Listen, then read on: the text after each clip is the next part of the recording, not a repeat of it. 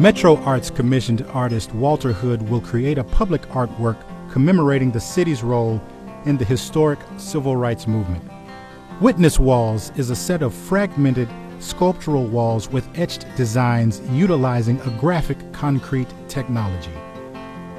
Walking among the walls places visitors in the middle of historic moments represented by photos from the collection of the Nashville Public Library's Civil Rights Collection. The artwork location in Public Square Park on the west side of the Metro Nashville Courthouse is steps away from the historic April 19, 1960 student-led protest that led then-Mayor Ben West to disavow segregation in Nashville's lunch counters. The artwork will be installed in 2015. Artist Walter Hood, a native of Charlotte, North Carolina, is a professor at the University of California, Berkeley's Landscape Architecture and Environmental Design Department and has his own studio practice, Hood Design, based in Oakland. The following are excerpts from an interview with Walter Hood that took place in June 2014 during a community meeting.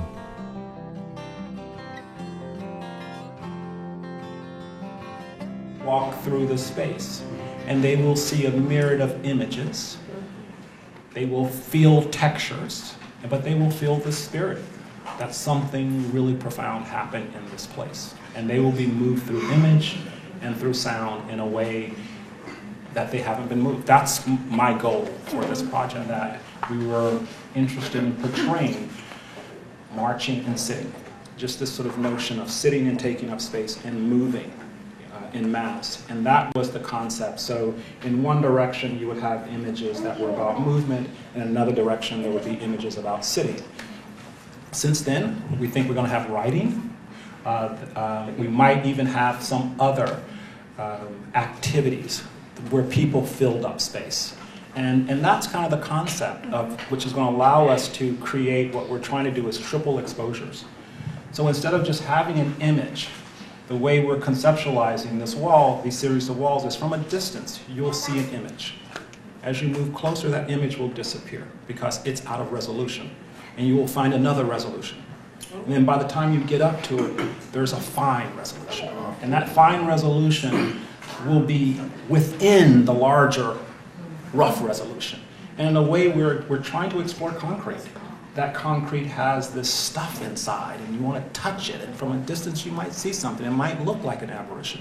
But when you get up close to it, you'll find that they're all there together, all of these images. And having this triad, writing, sitting, walking, I mean, just beginning to think about that, it might give us a way to think about the resolution.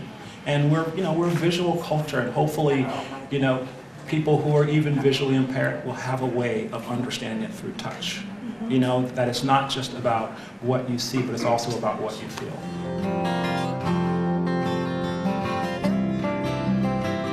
Being made through public art suggests that it's public, that it's for everyone. It's not for one group of people, but it's for all the citizens. And that's something that we really value in our studio. We work in the public realm a lot.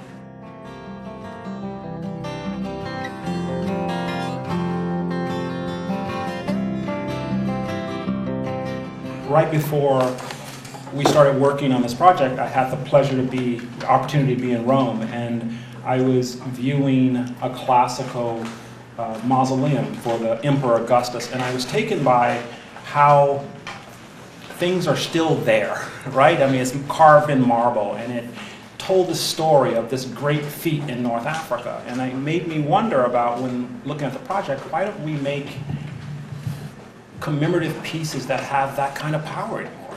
Why does it have to be a plaque somewhere? Why does it have to be a timeline? I mean, can we imagine our heroes in just different ways? And I do think the people who participated in the civil rights movement, there are heroes of the day, and that we should commemorate them in powerful ways. And we can't say everything, but what we say should be powerful.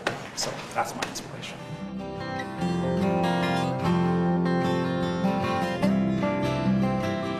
It's great to come into a community, have an idea about a project, but you don't really know about those communities until you spend time there. And there is this local knowledge here that we are always open to making our project have that magic, that power. And we've met today with historians, we've met with people, musicologists, DJs, we've met with veterans of the civil rights movement. And one thing after meeting with these groups, there's just a lot of synergy, a lot of overlap, a lot of thinking in the same way, but there were also some really, really fantastic ideas that people presented to us. And there were also some issues that people had with the piece.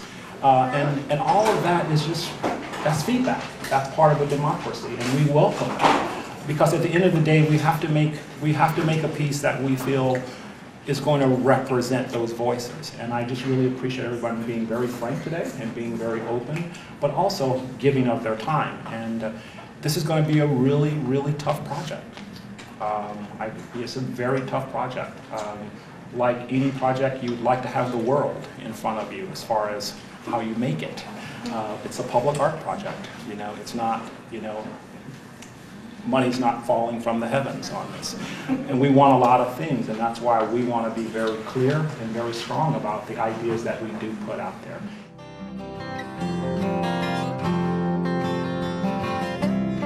I feel strongly about to not keep repeating the same sentence over and over and over again. You know, I walked in here and saw some displays here. You know, I saw some in the library. We don't want to repeat that because, again, it's already been said, or it already exists. And so I think that's a really good thing to not, you know, repeat, but find something.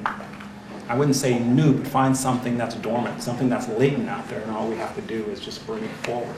I think the other thing is, you know, the inclusionary, just to really think about, you know, that Nashville was more than just sitting and marching.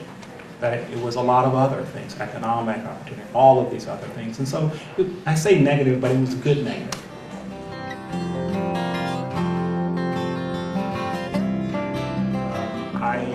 As a young child, I knew racism. You know, I saw the struggle that my parents had around race. I spent summers in Tobacco Road, you know, in the country, as we used to say it, and I was integrated into public school in one of the worst decades in my state. And I've had people spit at me. I've had to, like, you know, have guards take me to school, you know, and this is like, we're talking 70s, you know, we're not talking 50s, 60s, but, you know, and I've also been on the other side of the struggle, the opportunities. I'm a professor at Cal, UC Berkeley, and the reason why I'm at UC Berkeley as a faculty member is because of what happened here. I don't think people can talk about affirmative action or opportunities without thinking about the struggle that a lot of people, you know, put themselves in for my generation and the generations to come. I don't take that lightly. I do think, you know, working on projects like this is not our first project, commemorative project. I do think those experiences shape a view. They give you a kind of an empathy. They allow you to feel like you do have something to say. And I think a lot of people feel like they don't have something to say if they don't have the experience. But experiences are wide, you know, and they are, you know, there's similarities, you know, between some of the experiences. And so I feel like I have something to say on this matter. And so I think in most the work that we do, you know, I won't take a job unless I feel like I have something to say.